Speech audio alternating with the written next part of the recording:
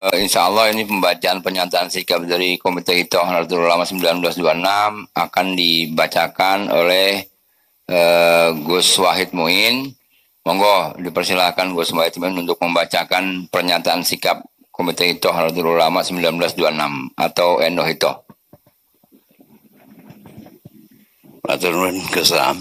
Terima kasih Ustadz Selamat waktu yang diberikan pada kami KKNU untuk membacakan pernyataan sikap atas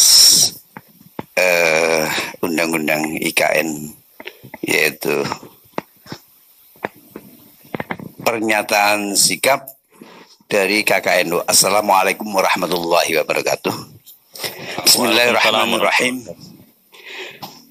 Pernyataan sikap 12 permintaan Komite Hitoh Nahdlatul Ulama 1926 tentang kebijakan IKN Ibu Kota Negara Baru, Jumat 4 Februari 2022 Masehi.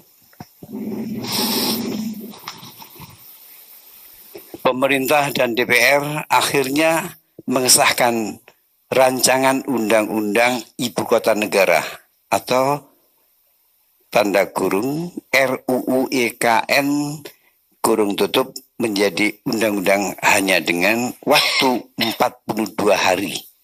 Tercatat pada tanggal 18 Januari 2022.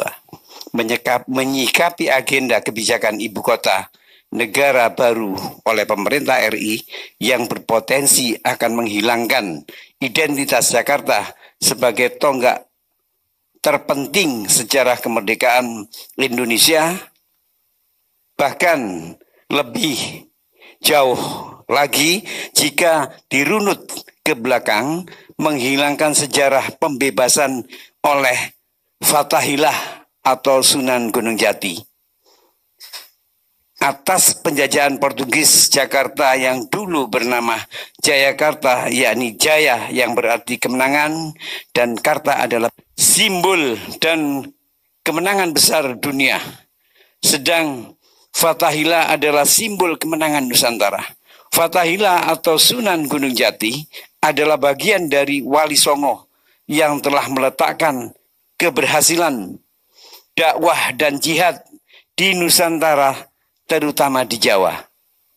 Lalu diteruskan oleh Nahdlatul Ulama melalui para pendirinya, di antaranya Hadratus Syekh Mbah Hashim Asy'ari dan Hadratus Syekh Mbah Wahab Hasbullah, hingga melahirkan resolusi jihad yang menjadi tonggak perlawanan terhadap penjajahan.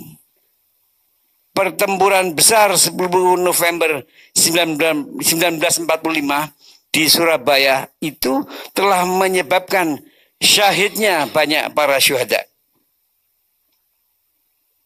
Selain faktor sejarah di atas, kebijakan IKN baru berpotensi akan membebani rakyat karena menggunakan dana APBN.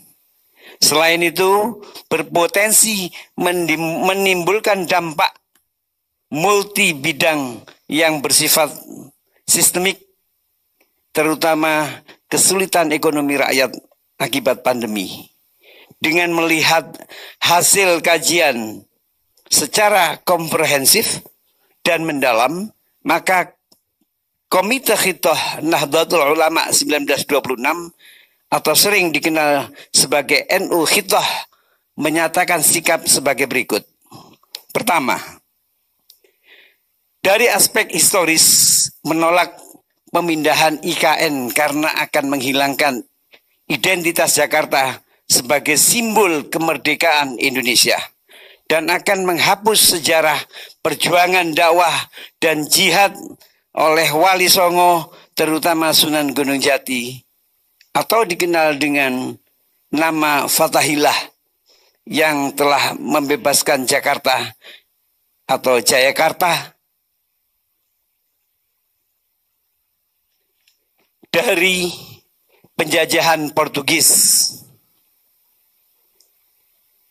Kemudian dilanjutkan oleh Nahdlatul Ulama bersama para pendirinya, di antaranya Hadratus Syekh Mbah Hashim Asy'ari dan Hadratus Syekh Mbah Wahab Hasbullah yang telah melahirkan resolusi jihad sebagai simbol perlawanan terhadap penjajahan.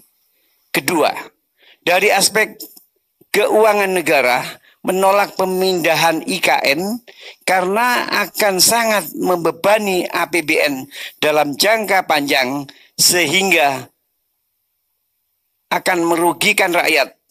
Sebagaimana diketahui bahwa pemerintah RI akan menggunakan dana APBN sejumlah 53% untuk membangun IKN baru ini, sementara sumber penerimaan APBN sangat mengandalkan hutang dan pajak.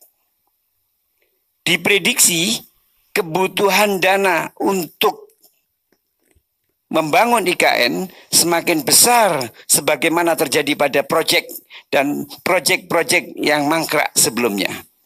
Ketiga, dari aspek ekosistem menolak kebijakan pemindahan IKN karena akan semakin merusak ekosistem Kalimantan Timur yang saat ini sudah sangat parah akibat kegiatan penambangan sumber daya alam oleh korporasi-korporasi para oligarki sebagaimana yang telah disampaikan dalam sebuah kajian dan penelitian oleh Walhi.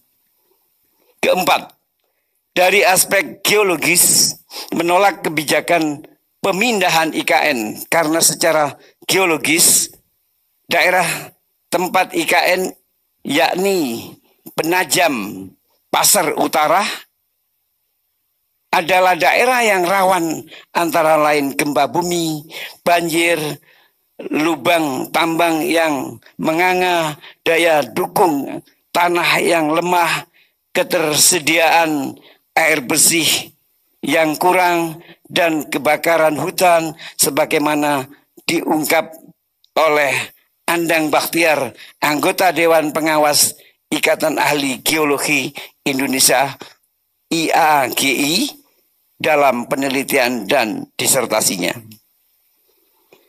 Kelima, dari aspek kepentingan menolak pemindahan IKN karena merupakan proyek yang syarat dengan kepentingan para pemilik modal, yakni mendapatkan kompensasi atas lahan yang digunakan untuk proyek-proyek pembangunan sarana prasarana IKN dan mendapatkan keuntungan dari penyewa dan penjualan aset-aset strategis di kawasan DKI Jakarta akibat kepindahan IKN baru. Keenam, dari aspek kepentingan asing menolak pemindahan IKN karena adanya pelibatan pihak asing dalam pembangunan IKN akan merugikan Indonesia bukan hanya dari aspek ekonomi, namun juga akan menghilangkan kedaulatan negara.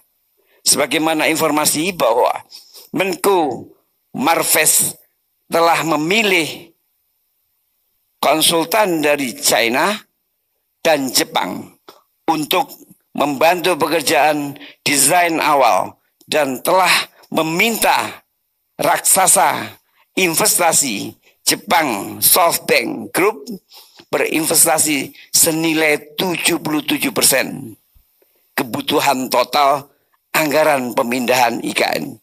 Sementara itu, berdasarkan keterangan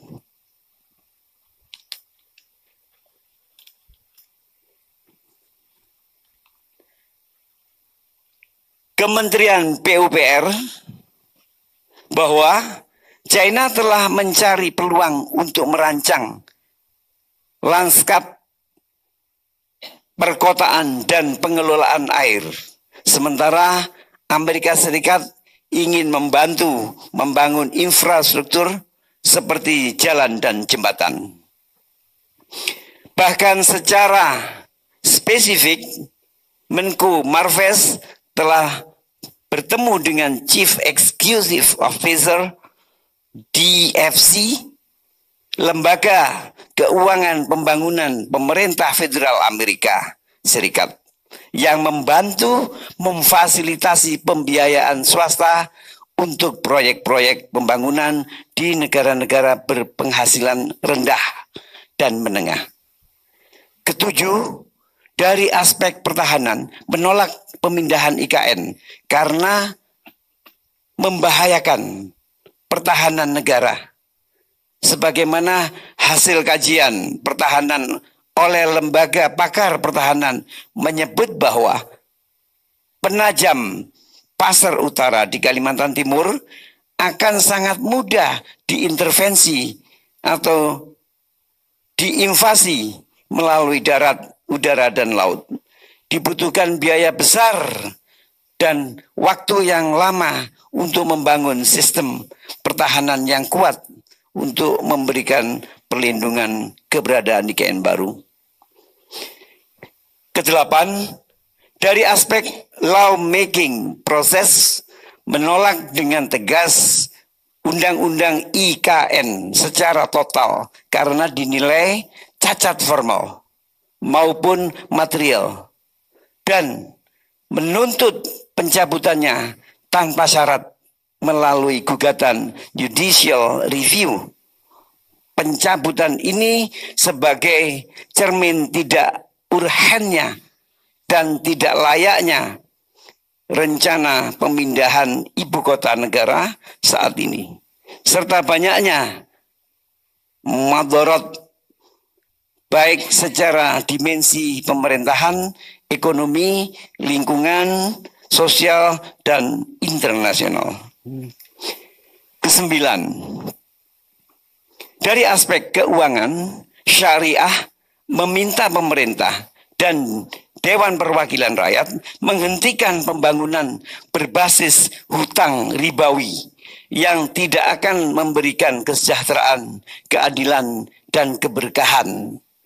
Mega proyek kepindahan IKN yang diduga kuat akan membebani APBN dengan pertumbuhan hutang yang berbasis riba, akan membebani rakyat dengan sesuatu yang diharamkan Islam. Riba sudah ditegaskan keharamannya dalam Islam di dalam Al-Quran surat Al-Baqarah ayat 275 yang berkata wa ahallallahu al-bai'a wa harramar riba. Kesepuluh, dari keharaman penjajahan asing meminta pemerintah dan Dewan Perwakilan Rakyat menghentikan mega proyek kepindahan IKN ini karena akan semakin memberikan jalan karpet merah kepada asing dan asing untuk menguasai rakyat dan kaum muslimin. Padahal ini adalah sesuatu yang diharamkan oleh Allah. Sesuai dalam Al-Quran disebutkan, وَلَا يَجْعَلَ اللَّهُ لِلْكَافِرِينَ عَلَى الْمُؤْمِنِينَ سَبِيلًا.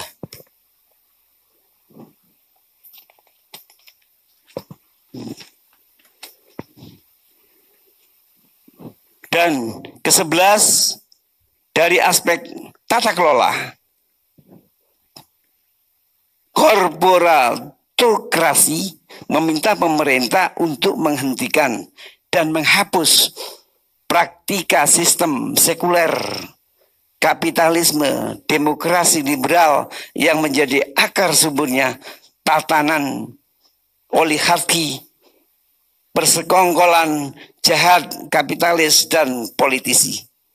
Segelintir oligarki mencari rente yang diduga kuat mendapatkan paling banyak keuntungan dengan kepindahan ibu kota negara. Bertumbuhnya korupsi secara sistemik dan lahirnya para pemimpin yang meminggirkan peran agama di dalam kehidupan publik. Sebagaimana di dalam Al-Quran disampaikan bahwa afa hukmal jahiliyah yabghuna wa man ahsanu minallahi hukmal liqaumi yuqinun. apakah hukum jahiliyah yang mereka kehendaki?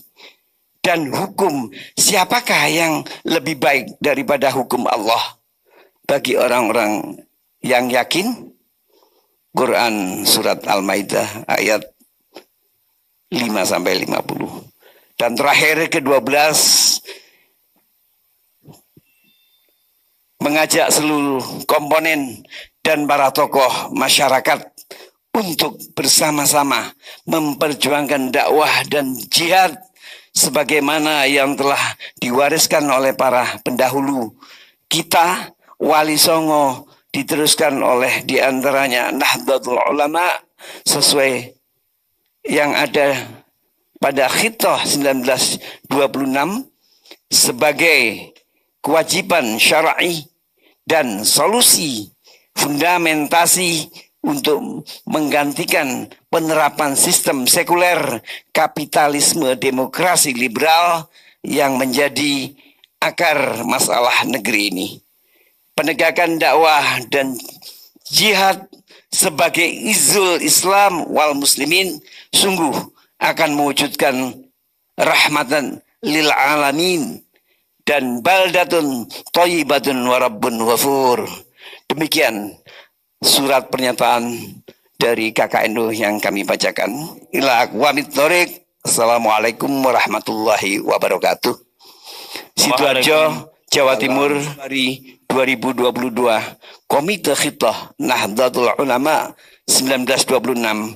Ketua Umum Kiai Haji Agus Solahul Am Wahid Wahab Hasbullah. Terima kasih Mas Slamet dan untuk semua hadirin semua. Terima kasih.